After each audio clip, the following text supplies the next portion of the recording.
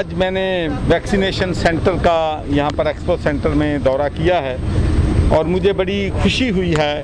کہ ماشاءاللہ یہاں پر بہترین انتظامات جو ہیں ویکسینیشن کے کیے گئے ہیں اور ہمارے ڈاکٹرز، ہماری نرسز، ہمارا پیرامیڈیکل سٹاف جو ہے ماشاءاللہ بہترین لوگوں کی خدمات جو ہیں یہ انجام دے رہے ہیں۔ اور میں نے بہت سے لوگ جو یہاں پر ویکسینیشن لگوانے آئے تھے ان سے یہ سوال پوچھا کہ آپ کو ٹیکہ لگوانے تک کتنا وقت لگتا ہے، تو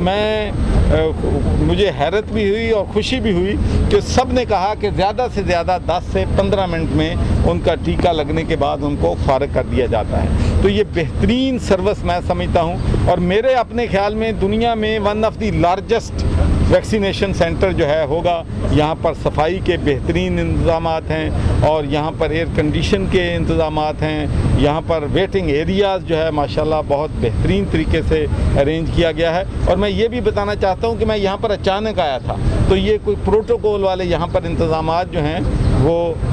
نہیں تھے، تو میں اپنے تمام ڈاکٹرز کو بھی کہ اس مشکل وقت میں وہ بہترین کام کر رہے ہیں، اور اس کے بعد میں اپنی جو ہماری ایڈمنسٹریشن ہے ڈسٹرکٹ کی اور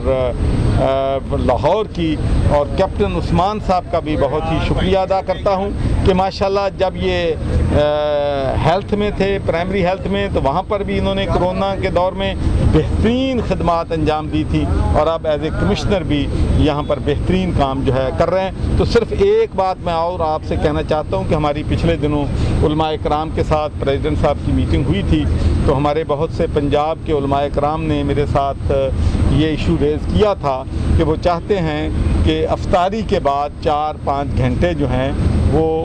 ویکسینیشن سینٹر کھولے جائیں تاکہ لوگ جو ہے اس وقت میں بھی اپنی ویکسینیشن کرا سکیں، لیکن علماء کرام نے یہ بھی فرمایا تھا کہ ویکسینیشن لگانے سے روزہ نہیں ٹوٹتا۔ یہ میرے خیال میں بہت ضروری بات ہے کہ لوگوں کو معلوم ہونا چاہیے، اور ہم نے علماء کرام کی درخواست پہ، ریکویسٹ پہ کمشنر صاحب سے میری بات ہوئی ہے اور انشاءاللہ ہم افطاری کے بعد بھی 4-5 گھنٹے جو ہیں سینٹر کھول لیں گے تاکہ لوگوں کو کسی قسم کی بھی مشکلات کا سامنا نہ کرنا۔ اچھا گورنر صاحب یہ بتائیے گا کہ آج کل ہم دیکھ رہے ہیں کہ جو کورونا کی شرح ہے وہ بڑھ رہی ہے، ہسپتالوں کے اندر OPD میں بھی بدستور رش ہے، اور ٹیلی میڈیسن جو کہ آپ نے فرسٹ ویو میں جو کام شروع کیا تھا، تیسری ویو میں ہمیں یہ لگ رہا ہے کہ آپ کی عدم دلچسپی کی وجہ سے ٹیلی میڈیسن کا جو کام ہے کافی جو ہے یہ کام پڑ گیا ہے۔ اس کی وجہ کہ فاطمہ جناح میڈیکل یونیورسٹی میں بھی آپ نے افتتاح کیا، بند کر دیا گیا ہے، UHS میں اور کنگ ایڈورڈ میں بھی وہ جس طرح پہلی ویو میں تھا اب اس طرح کام نہیں ہو رہا۔ بیٹا آپ نے اتنا زبردست سوال اٹھایا ہے، میں آپ سے 100% ایگری کرتا ہوں کہ آپ کو معلوم ہے کہ مارچ میں پچھلے سال جب ہسپتالوں پہ بوجھ بہت بڑھ گیا تھا تو اس وقت میں نے یونیورسٹی آف ہیلتھ سائنسز میں، کنگ ایڈورڈ میڈیکل کالج میں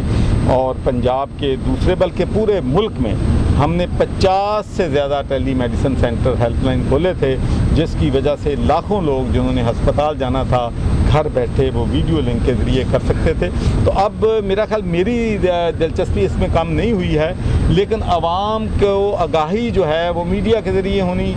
چاہیے۔ تو اس لیے آج صبح میں آپ کو بتانا چاہتا ہوں کہ میں یونیورسٹی آف ہیلتھ سائنسز گیا، وہاں پر میں نے ٹیلی میڈیسن سینٹر کو وزٹ کیا۔ اب انشاءاللہ میں اور بھی ٹیلی میڈیسن سینٹر کو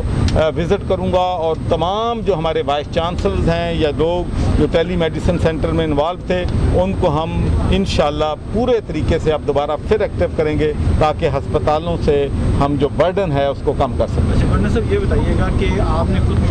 ویکسینیشن اپنی کروائی، بہت سے لوگ ابھی تک ویکسینیشن کروانے پہ راضی نہیں ہو رہے، اور دوسرا سوال یہ ہے کہ ابھی آپ ماشاءاللہ بغیر پروٹوکول کے یہاں پر آئے ہیں لیکن گیٹ نمبر 1 پر لوگوں کو اندر آنے سے روکا جا رہا ہے، ان دونوں سامنے۔ اچھا دوسرے سوال کا جواب تو میرے پاس نہیں ہے، نہ مجھے معلوم ہے، لیکن یہ جو ویکسین ہے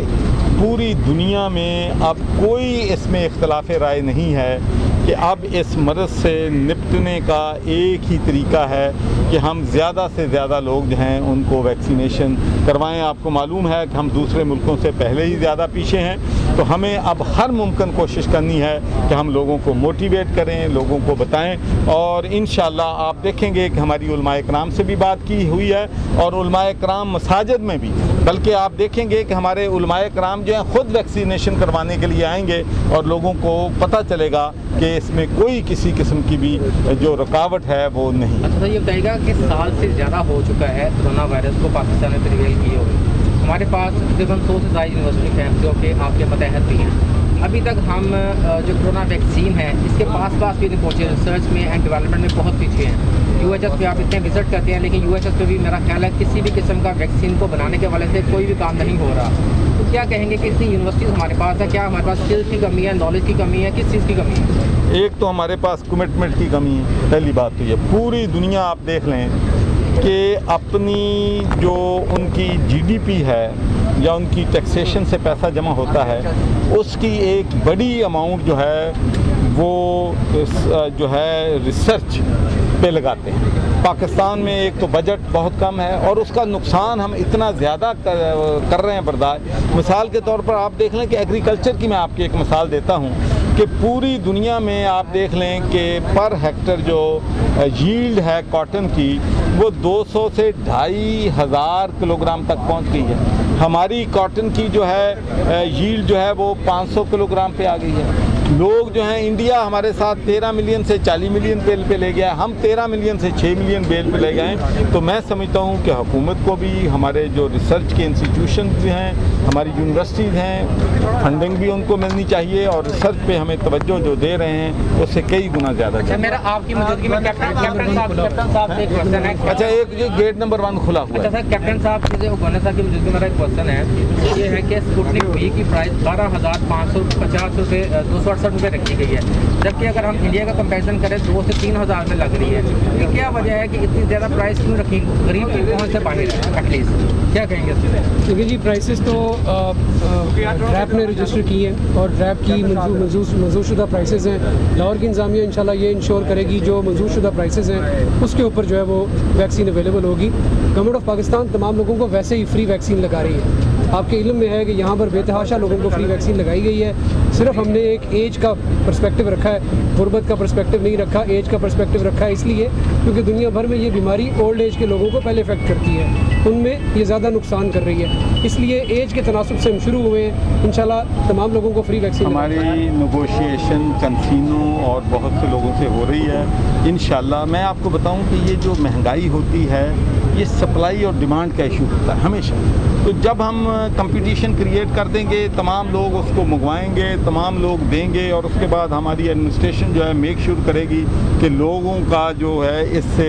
لوگ مالی فائدہ جو ہے وہ زیادہ نہ لے سکیں. انشاءاللہ اس پہ حکومت. اچھا گورنر صاحب ابھی آپ نے سپلائی اور ڈیمانڈ کی بات کی, کیا پاکستانی عوام نے جو چینی ہے وہ زیادہ کھانا شروع کر دی, اس وجہ سے مارکیٹ سے غائب ہوگی, اور چکن کی قیمت بھی ڈیلی بڑھ رہی, آگے رمضان آ رہا ہے, یہ سبزیاں بھی کرونا کی وجہ سے زیادہ کھانا شروع کر دی, کیا اس میں وجہ ہے؟ دیکھیں جی میں اس کی وجہ مہنگائی ایشو ہے. آپ کو معلوم ہے کہ پچھلے 3 مہینوں سے آپ میری اسٹیٹمنٹس پڑھ لیں